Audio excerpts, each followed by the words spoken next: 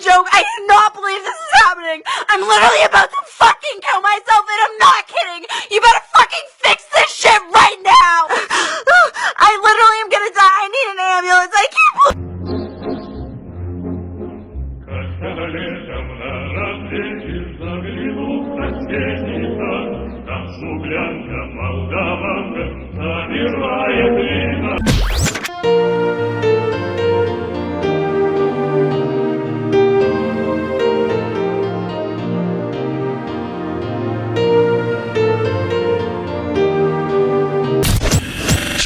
When the entire Nazgul crew single-handedly rigs the election using arcane national Bolshevik magic, and Pol says it's just Kek meme magic and praises a frog, but it's just none of my business.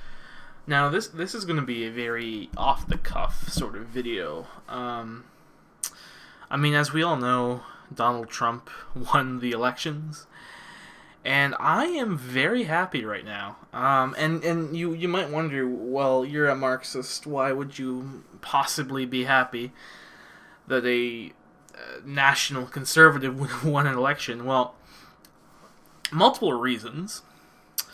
First, I just want to see liberals cry. Like, it's just great to see liberals just fucking cry. It's honestly been amazing. I live in Canada, and even the reaction here has been hysterical. I was watching the night of where I was watching CBC with my family, and there was like this black lesbian woman or something who they had her on as a co-host for some reason. She was obviously clueless about anything.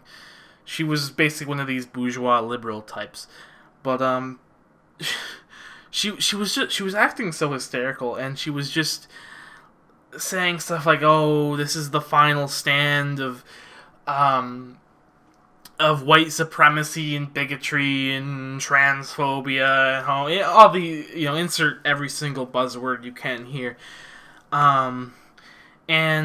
So she even pulled out the Hitler card, which is obviously just a non-argument and ridiculous, and I'm actually going to sort of get into that later.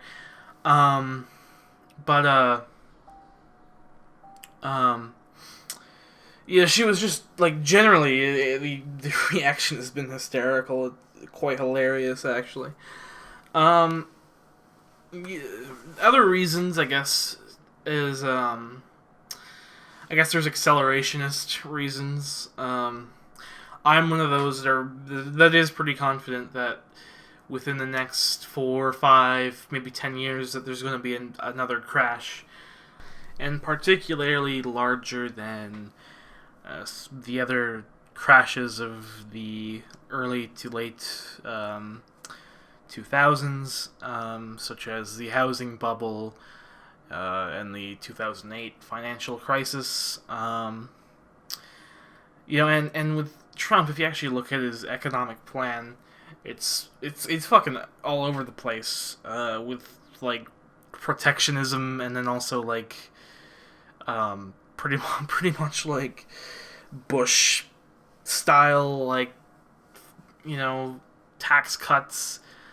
So it's pretty wild, but I mean, I think someone as incompetent as him, I really think would make whatever crash is coming even worse. I mean, whatever's gonna happen is the point is that something's gonna happen. Someone it's just it's more, I guess it's more economic sabotage than it is accelerationism. But I mean, I think really what goes beyond accelerationism or economic sabotage is changing our political landscape. If you're a social democrat, you should be overjoyed, because now, if the Democratic Party doesn't realize that a liberal sort of social plan along with neoliberal economics is not going to sway people over, and that they just really are fed up, I don't know what's gonna. They're just gonna fail. They need to at this point. With someone like Trump, like 4 years of Trump will leave. Like it'll leave both the Republican Party and the Democrat Party in crises. So I mean, this you could foresee a lot of Bernie-crats maybe joining the Democratic Party. You know, maybe that sort of might happen. But I mean, I'm not a social democrat, so I couldn't give a fuck. But I mean, what I really would like to see is maybe, which I think is going to happen, a lot more radicals, because I think people on both sides are going to get angry. If it's those who are just absolutely, you know, they felt, I guess, discontent with Hillary and Trump, and they're more on Bernie's side. Maybe they've would become more radical and get into more radical parties. And maybe you'll see. I think if Trump doesn't really deliver on his promises of his protectionist ideas, that the blue collar workers and a lot of the rural supporters, because I mean, especially Wisconsin and Michigan. You know, that's a lot of blue-collar workers, especially Wisconsin. I believe that's where, like, a lot of the breweries are. Lots of, like, union families there. So, I mean, that's pretty much how he won those states. So if he doesn't make good on his promise, which it's not even if he makes good on his promise, it's just I don't think he's even going to succeed in doing that. I mean, like, his plan to really stop NAFTA is just, we're going to negotiate out of it, which I don't think it's that simple. And so, I mean, I really think that people are actually going to get angry with Trump. And then maybe they'll actually become more radical and go to more radical parties. And, you know, like, probably radical leftist parties, and also we're probably going to even see a lot of more radical nationalist right-wing parties. Hopefully more in the radical left direction, but I think we'll see an increase in both. So, you know, I just think it's good that we have more radicals. And my friend Johnson Pike also brought this up too, and he's more looking at it from a left Rothbardian, like, mutual agorist sort of, you know, free market anti-capitalist perspective. So, I mean, I really think that I just think radical politics after this will get much more popular, and we're going to actually see large movements of, you know, parties, not just like we're like not hopefully just not like the Green Party or like, you know, stupid bullshit like that. Actual like radical leftist parties that'll actually gain much more support and so on. Obviously, are we going to see a revolution anytime soon? I don't think so. That's quite unrealistic. Now, one point I want to go back to the a lot of these bourgeois liberals who are being very hysterical. Alan Woods, who I'm gonna link his video in the description that he made, and he's brilliant. Like, honestly, you should be watching his video, not mine. Like, I'm a fucking retard. I don't know what I'm talking about. Alan Woods is actually like a smart guy. You should just fucking watch his video. But he just brought up a great point that like these bourgeois liberals, you know, they just blame, like, they have contempt for the working class, and they just, oh, they're sexist, racist, etc., blah blah blah. In my Dusty Smith video, at the end I made the point that liberal values have basically become part of the bourgeois superstructure. You know, basically to say that. But I think that, you know, progressive sort of identity politics has, it's being used not only against, I don't know, Marxists, and socialists, but even just against those of like standard neoliberal capitalism. Donald Trump. Donald Trump isn't an enemy towards capitalism. He is an advocate of the working class. He just sort of fell into this weird position. So I mean, really, like, progressive identity politics is just, it's just become something that's there to forward neoliberalism, neoliberal capitalism. Um, and that's kind of where you see, like, Hillary's support. You see young millennials who really they don't know anything. They're idiots. It's at my school too.